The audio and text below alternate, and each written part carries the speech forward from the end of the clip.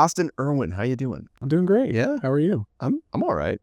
I wish I had gone to Lightning Lab this year so I could have seen your driving heroics firsthand. I wish I was there right now driving, so wish we had never left. We should tell the audience this is your first time driving for time under the Lightning Lab vehicle, because you've got up for time before previously, but it wasn't the vehicle you're building up to. Yeah, so I've worked here for almost 11 years. I've been at, I think, 4 or 5 Lightning Laps in various duties, either handling GoPro cameras, always helping the photo and video guys shoot their content. So in a lot of Lightning Laps, in the slow, like, sexy pan video and shoots, that's me driving. So usually when I'm on track, I'm doing like 15 miles per hour, and I'm just like, God, I wish I was setting a time. So you just make us look good. Yeah. Yeah. So I was quicker than the photo lap by 10 minutes. So you've also been doing a lot of performance driving testing lately now. Yeah. And this was your first foray into setting a lap time, and it went well. Yeah, this was the make or break. A lot of pressure to set a really good time. Luckily, I just had the one car, so I had a lot of time to take off my first lap out there, and I had a lot of time to do it. So, yeah, it was just me and the Miata, great beginner's car. It's the quickest Miata time we've run. Yeah. Outside of the race car that we ran there. Felt good. Well, let's get into it and start the lap. Walk me through what this version of the Miata is, because they did a couple updates to the Miata since this generation's come out, right? Yeah, so the first Miata we ran was actually the slowest Lightning Lap car for nearly 8 years. Wow. Until we ran the Honda Fit. Yeah. It hardly had any horsepower back then. This is the ND3, so there's different differential. There's a retuned steering, a little bit different suspension. Still same horsepower as the ND2. 181 horsepower. 181 horsepower, yep. Super lightweight too. Like, we used 2 sets of tires all week. 181 is also nearly an order of magnitude lower than some of the most powerful vehicles here. Like the Bentley has as much weight as the Miata on its across its front axles. That's how light this car is. But I'll say, watching this video, if you pay attention to Austin's in the lower left, you will probably see the most amount of oversteer out of any of this year's vehicles, because the Miata is still truly one of the most enjoyable cars out there. It's so fun. It's not the quickest, but you will have some of the most fun you can have driving in this thing. Yeah, and this coming up the climbing S's here, I went off twice. Right here, boom, the car would get super upset if I tried to do it flat, and I was behind the flag stand right there on the right and in front of it. Oh, hey, 2 laps. So I stopped. Don't hit it. Yeah, I missed the flag people. They were very thrilled by that. Yeah. Oak Tree is super difficult corners because it's tough to learn, because you really have to screw it up to learn how far into you're to scrub that much speed. And I probably should have grabbed second there instead of staying third. Okay. If you watch Beard, who ran the last Miata club we did, he dropped into second. He actually catches me speed-wise coming into Bitch up here at the back of the hill. But then you're managing 2 downshifts while braking while turning. Yeah, it's a lot. That's a tough thing to juggle. I ended up in the sand out there at least once. Okay. Learning. So you're trying.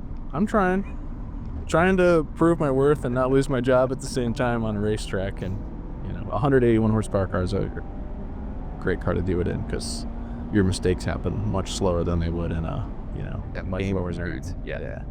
I overshot braking right there. When you come into that little bump, I was trying to scrub as much speed, I just broke too late. So when the weight comes off the front of the car, your contact pad shortens up and you lose a lot of that grip, so you don't slow down as much. So I probably could have cut a little bit of time out of there. This is my favorite part of the course. I could tell that just by looking at your steering inputs, because there's a little bit of like just very neutral, a little bit there, you're just dancing that rear axle traction wise. Yeah. Yep. That's so much fun. This, you pretty much are sliding uphill. Yeah. It's just faster to do it that way than. Yeah. Oh, so this car's friendly. How did you feel about learning it throughout the 3 days? For me, it was tough to sit in. Yeah. Oh, yeah. I mean, I'm like crunched up in a ball. Yeah. How tall are you?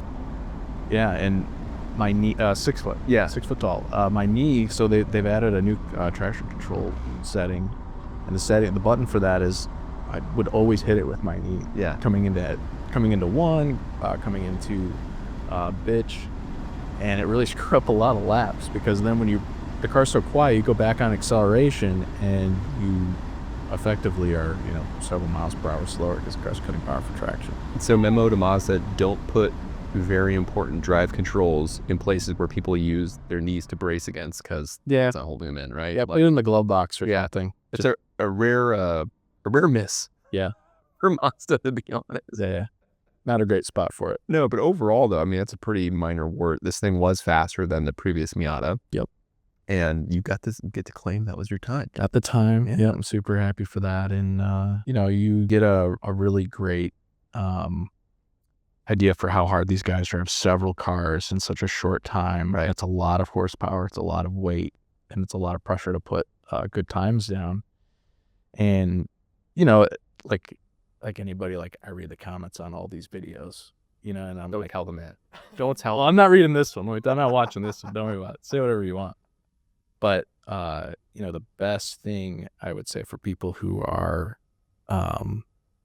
skeptical of some of the lap times, these cars are completely stock. These aren't on, you know, they're not set up for a track day, really. Yeah. They're just like, you know, Showroom stock, literally. how you can order them. And that is certainly on your mind when you're going up the climbing S's in a convertible on stock pads and tires. But also, you know, the best argument to have is really, like, you know, and really the best way to support track driving is to sign up, you know, do it. NASA, SCCH, and whatever you do, and go out there and drive. It doesn't have to be VIR. It can be, there's tons of great tracks in the United States, and it's just a great way to drive your car, great way to experience your car. It's a great place to meet like-minded people, and, you know, great way to see awesome cars too, because there's some pretty great stuff that shows up. Lots of Miatas usually. It's a great way to work on your skill. And also, if you know in the comments, if you're certain you can do it better than we did, go do it better. Yeah. Tell us. Try it. Do the work. Please try it. It's so much fun. It's really fun. You'll have a great time and you'll get a boost to your ego. Yeah. So next year, what are you looking forward to? I just want another chance to set a time. You know, I'd love to drive. I'd love it if, you know, if there's another BRZ available, or another Elantra N or something, just anything. Yeah, I'm not ready for the. You're not gonna go straight to ZR1 or GTD, or I won't say no. I'll try it. We'll see next year. Thank you guys for watching.